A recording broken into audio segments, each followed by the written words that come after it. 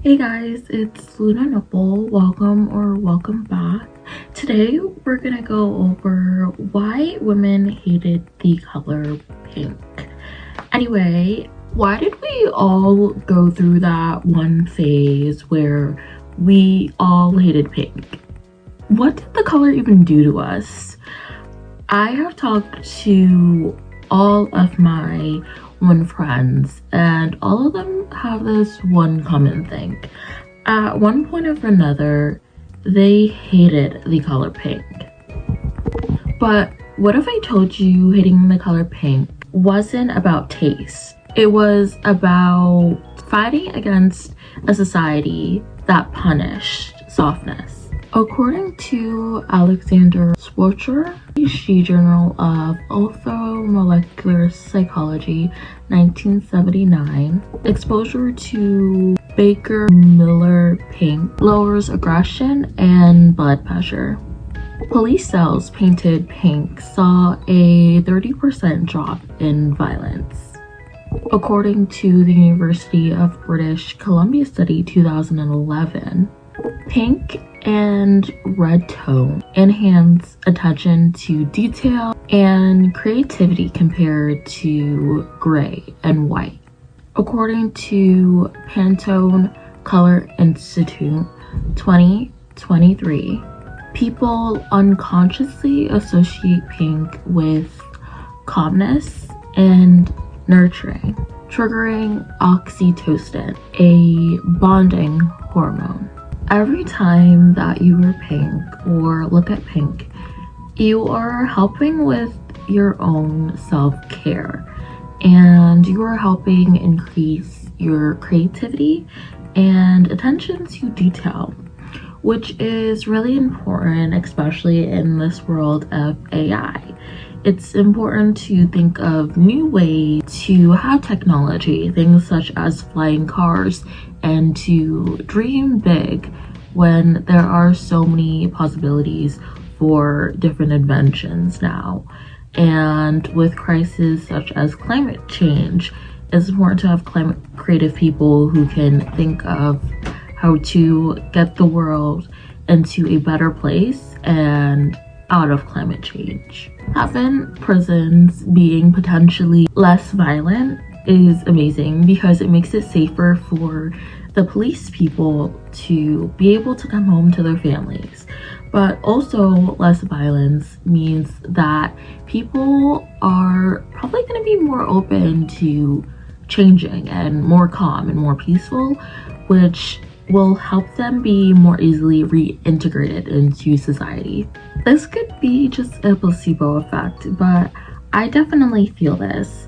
In a world where we devalue the color pink and we see it as really girly and weak, I certainly feel amazing when I wear the color pink. I always loved it as my favorite color, though as a child I have dissed the color profusely, saying that I was not like other girls. But through self-work and reflection, I've learned that that was just internalized misogyny, and how the color pink has nothing to do, or women have nothing to do, with being weak. Now, there was a cultural shift. In the 1918s, pink was, quote, a stronger color and more suitable for boys. And then in the 1950s, every woman loves to have a pink kitchen. The color picked from being bravery, a color of bravery, into a color of femininity, or weakness and babyish and domesticity. It's about marketing. According to historian Liveri Steele, the museum, post-World War II consumerism deliberately regendered pink to domesticate women. So we can really see how those views are really just a social construction that at least for pink and blue, has been deliberately made. Girlhood is realizing it was never about hating pink. In fact, it wasn't about pink at all. It was about pink being associated with femininity, being associated with weakness. Now, don't get me wrong, my favorite color remains olive green, but that doesn't mean that there weren't times as a child where I said I hated pink just so I could be different. Hating pink was watching the Powerpuff Girls and wanting to be like Buttercup when deep down you knew you were Bubbles. But sunshine and rainbows always seem to cause puddles to fall from your eyes when someone mistook your kindness for weakness. And hating pink was the birth of the pick-me girl, I'm not like other girls are too much drama girls. Hating pink was our own silent rebellion against the stigma that femininity is weak. But we're older now, aren't we? The opinions of others just no longer haunt me. It's okay, you don't have mysterious black cat energy. Here's a powerful secret. It's that femininity is as ambiguous does. So come as you are. I fear it may not have been girlhood that had you messed up, but rather society. Pink still isn't my favorite color, but you know what? It's just a color because it was never about pink.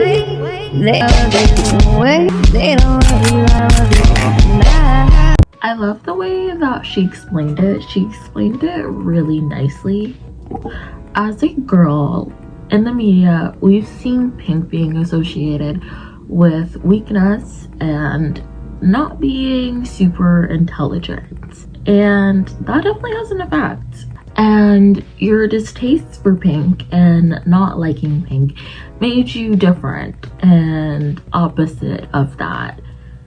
In order to rebel against that, you think of other colors to be associated with.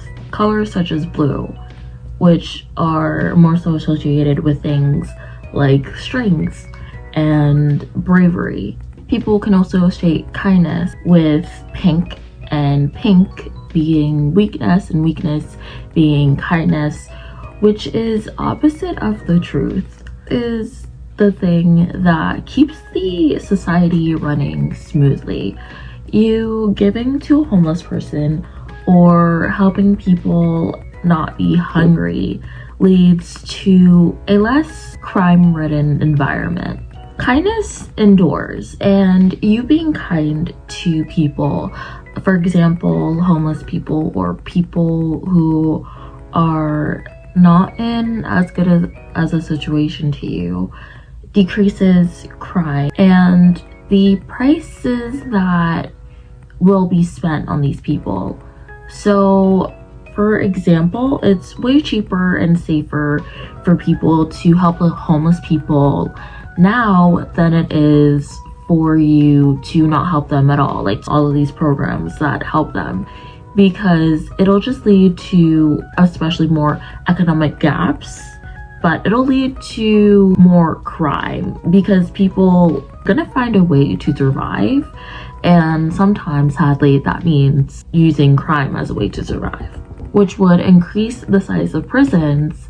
And guess what it takes to run prisons, and guess who pays for those prisons? Taxpayers. So that will ultimately lead to a necessity of either increasing the taxes, or well, most likely it will lead to the increase of taxes. Many see us hating the color pink as a silent revolution, when in reality it is totally made off of a social construct, because by no means any shape or form is a color more than just a color, at least in the way that I see it. Of course, people see it differently. It is associated with certain things, but it's a beautiful color, and you deserve to like a color because you like a color, not because other people have said that you should like the color. So no, you may not give off black cat energy if you wear super light pink, but you will be sticking to you, and that is the most important thing if you like the color pink, because can't let that stop you. You have to do things that make you happy, because when you're sleeping at night and when you're going in bed, like I'll say this, nobody's thinking about you. You're thinking about yourself, and you be thinking of all the ways that you could have worn so many pretty pink outfits today, but you didn't because you were scared. And now that maybe you do like you're able to do that, you feel so much better about yourself and so much more confident. Okay. I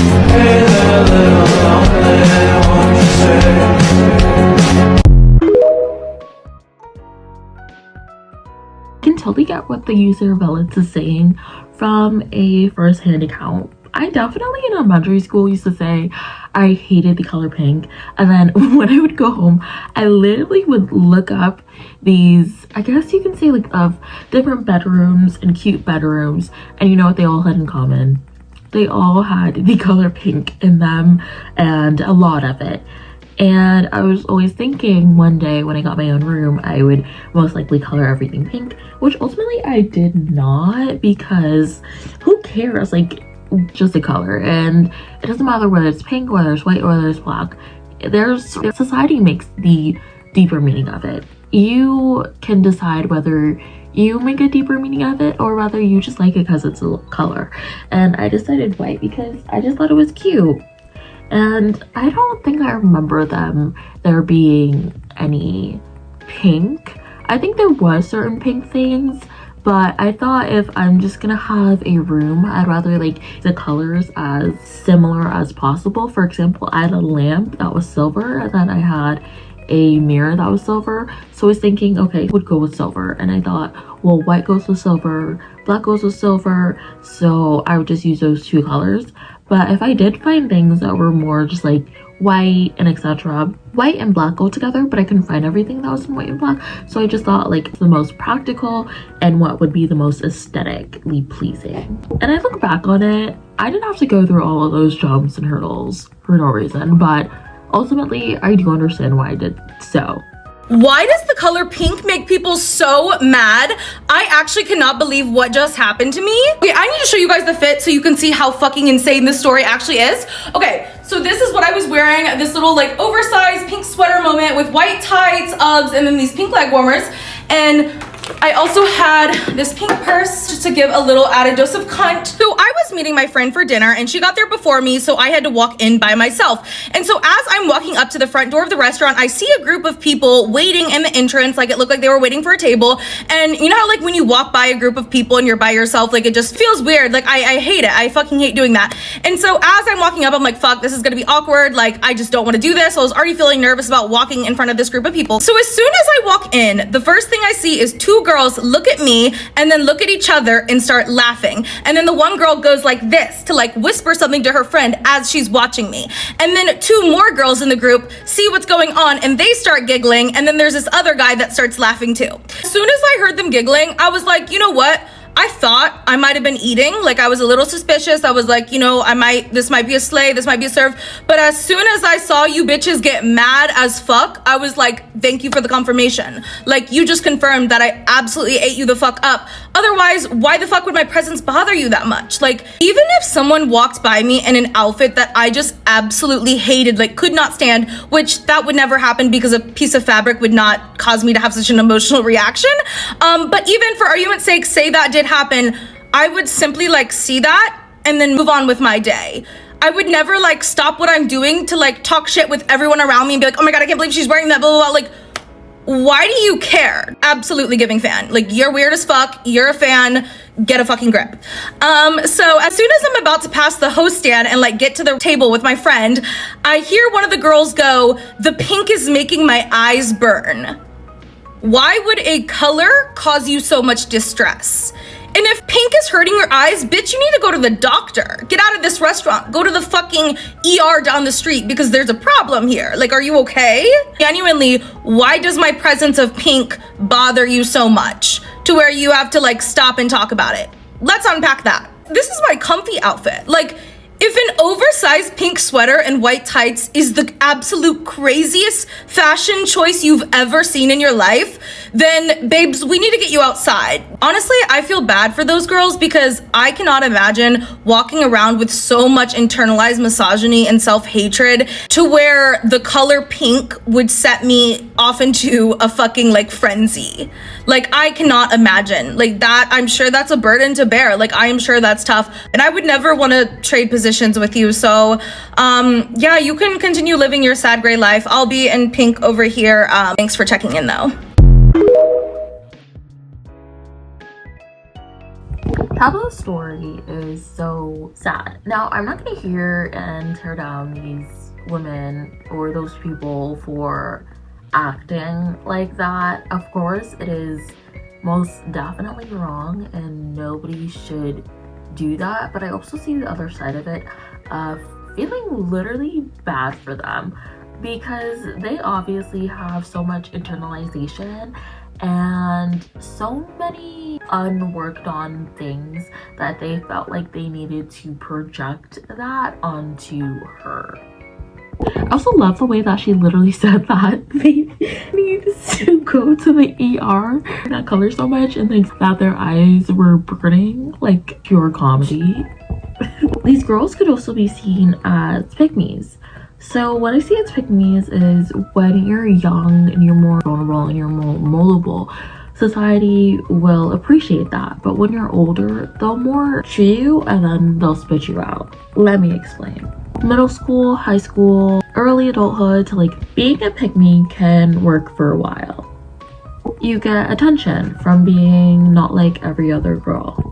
You get validation. Men, even parents, will validate you and congratulate you for being mature or low drama. You feel safer. Blending in with others' wants makes you feel safer than the risk of not doing so and being rejected because of that. For a while, it works. You feel special and you feel good about yourself. But as you grow older, the cost becomes more apparent. As you grow up, you learn people only cared because you made yourself smaller. They never truly cared about you. They cared about how comfortable you made them feel.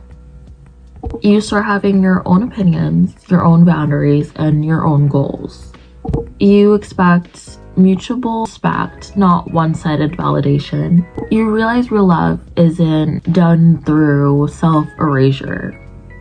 People who loved the pick-me being that you were disappear because they attach to their comfortability, not you. This especially happens to women in a patriarchal society. So when you're young, you're easier to mold and shape, and you're easily able for them to get you to act how they want you to act. But when you get older, you have more of your own mind. You have more of your own things that you want to do. You want mutual respect. This is why being 18 and being with somebody who is way older than you, which is what we can definitely see on social media, is completely wrong. Not only because you guys are definitely not going to have much in common, but the fact of the matter is you are so easily moldable and shapeable and vulnerable. According to Yale University 2020, when women are under stress, they're more likely to be more active about it and go outwards, reaching out to family and friends and seeking care. Harvard Business Review 2018, companies with women leaders tend to have higher team trust and emotional intelligence. So being soft isn't weak. It is literally a leadership skill.